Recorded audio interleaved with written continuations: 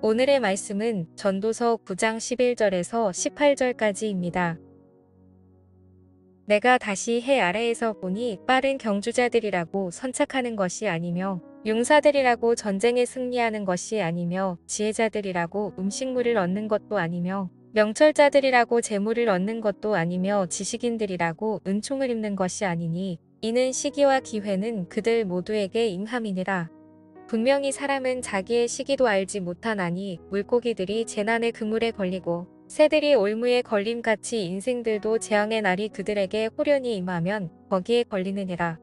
내가 또 해 아래에서 지혜를 보고 내가 크게 여긴 것이 이러하니 곧 작고 인구가 많지 아니한 어떤 성읍에 큰 왕이 와서 그것을 에우싸고 큰 흉벽을 쌓고 치고자 할 때에 그 성읍 가운데에 가난한 지혜자가 있어서 그의 지혜로 그 성읍을 건진 그것이라. 그러나 그 가난한 자를 기억하는 사람이 없었도다.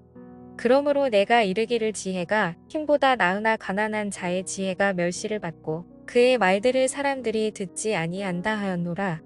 조용히 들리는 지혜자들의 말들이 우매한 자들을 다스리는 자의 호령보다 나으니라.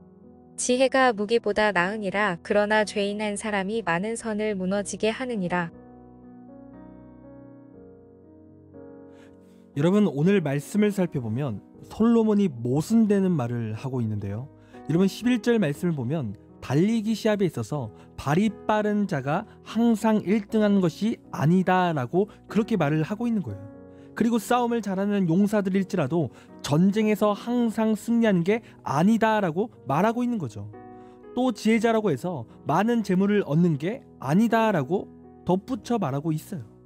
여러분, 그런데 이 말씀을 잘 생각해보면 정말 모순되는 말이에요. 왜요? 여러분, 달리기 시합에서 발이 빠른 사람이 언제나 1등을 하는 거죠. 또 싸움을 잘하는 사람이 이 전쟁에서 이길 수 있는 거예요. 그러니까 모순되는 거죠. 여러분, 그런데 이 말씀은 모순된 말씀이 아니라는 거예요.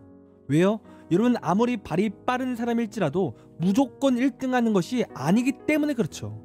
그러니까 예를 들어서 발이 빠른 사람이 갯벌과 같은 곳에서 달리기 시합을 한다면 여러분, 갯벌에서 똑같이 1등을 할 수 있을까요? 여러분, 못하는 거예요. 왜요? 갯벌에서 끈기와 인내력이 있는 사람이 유리하지 발이 아무리 빨라도 유리한 게 아니기 때문에 그래요. 여러분, 그러니까 솔로몬이 지금 하는 말이 무슨 말이냐면 사람은 상황에 따라 처하는 상황이 다르다라는 거예요. 그래서 오늘 보면 솔로몬이 무슨 말을 하고 있습니까? 11절에 시기와 기회는 그들 모두에게 동등하게 임한다라고 그렇게 말하고 있어요. 그러니까 아무리 발이 빠른 자일지라도 또 싸움을 잘한다 할지라도 자신의 때와 상황이 아니라면 언제든 패배할 수 있다라는 거죠. 정리하면 시기와 때가 중요하다라는 거예요.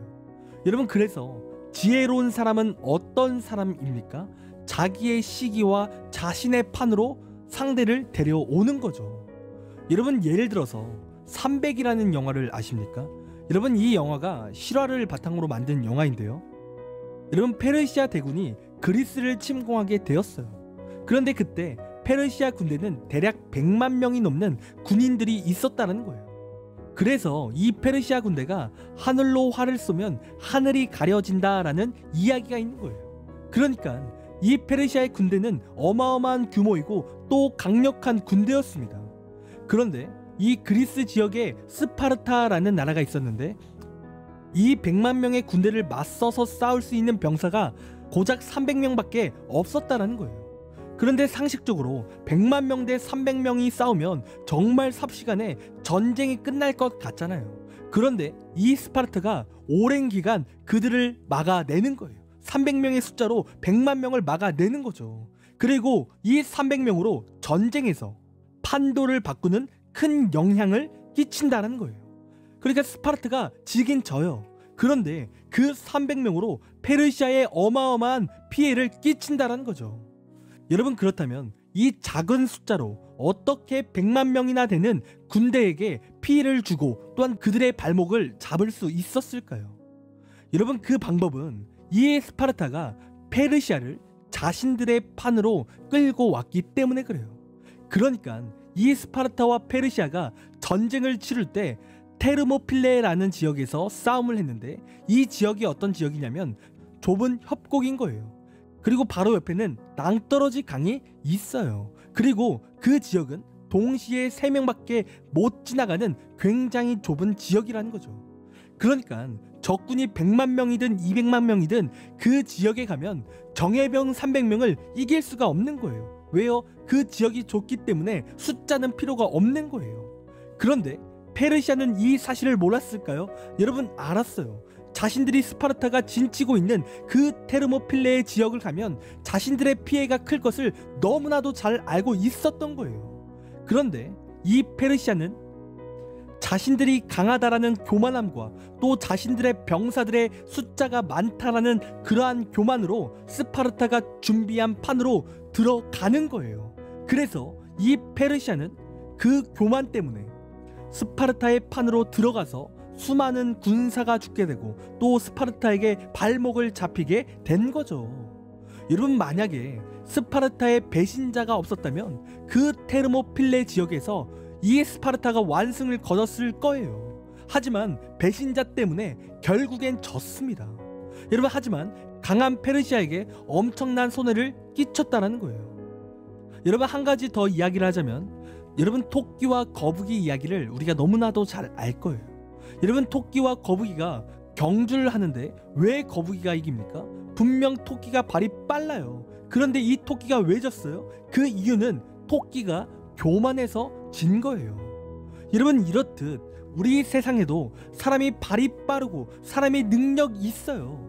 그런데 이렇게 능력 있는 사람도 패배할 수 있다는 거예요. 그리고 왜 패배합니까?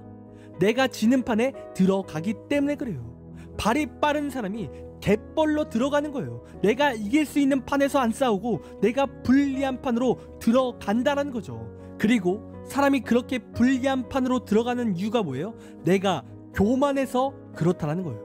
사람이 교만하기 때문에 그 불리한 판으로 들어간다는 거죠. 내가 100점 100패할 그 판으로 들어가는 거예요.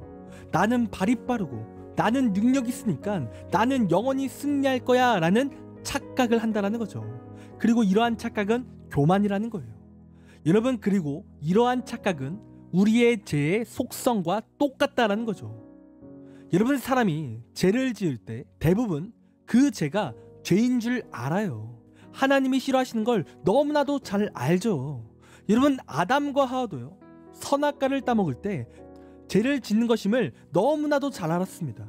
하나님 말씀에 불순종하는 걸 너무나도 잘 알았던 거예요. 여러분, 마찬가지로 우리도 잘 알아요.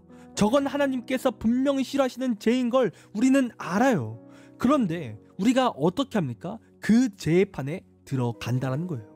그러니까 사단이 우리를 넘어뜨리려고 죄의 판을 만드는데 우리가 자꾸 사단이 만든 덫에 걸린다는 거예요.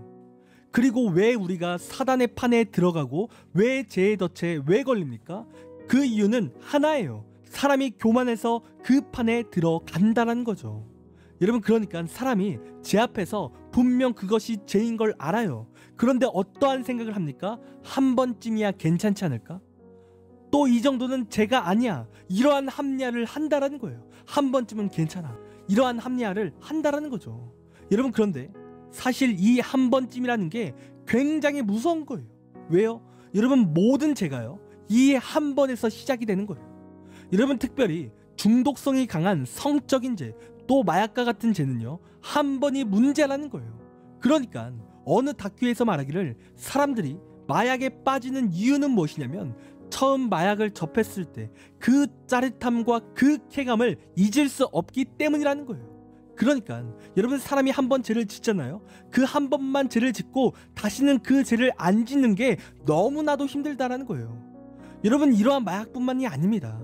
여러분, 이러한 마약뿐만 아니라 사람이 짓는 모든 죄가 그렇다라는 거예요. 한 번 짓는 게 어렵지 한 번 짓고 나면 죄를 연쇄적으로 짓게 된다는 거예요. 여러분, 사무엘 하의 말씀에 나오는 다윗만 봐도요, 그가 하나님 앞에 잘 살다가 어느 날 교만해졌어요. 그래서 어떠한 모습을 보여줍니까? 하나님께 기도 안 하는 모습을 보이기 시작하는 거예요. 그러면서 이 다윗이 밧세바와 불륜을 저지르고 또 이를 숨기기 위해서 자신의 부하인 우리아를 죽이는 거예요.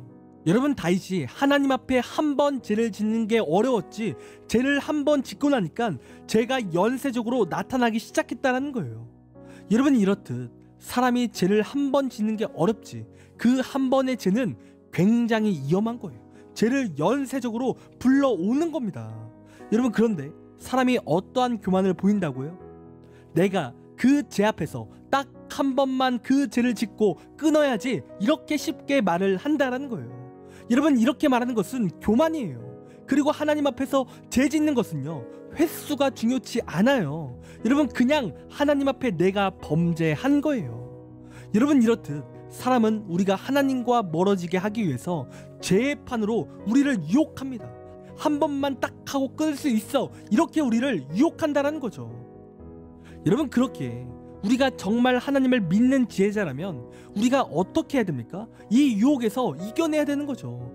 교만해서 그 판에 들어가는 것이 아닌 하나님을 의지해서 그 판에서 나와야 되는 거예요. 나는 연약하니까 하나님께 그 제약에서 승리할 수 있도록 도움을 구하는 거죠. 여러분, 우리가 그렇게 하나님께 도움을 구하면요, 우리의 사람은요 승리할 수 있는 거예요. 그리고 그러한 삶이 참 지혜이고 참 능력의 삶이라는 거예요. 여러분, 솔로몬이 왜 오늘 본문에 무기보다 왜 지혜가 낫다고 했습니까? 하나님을 의지하는 것만이 참 능력이고 하나님만이 영원하신 분이기 때문에 그래요.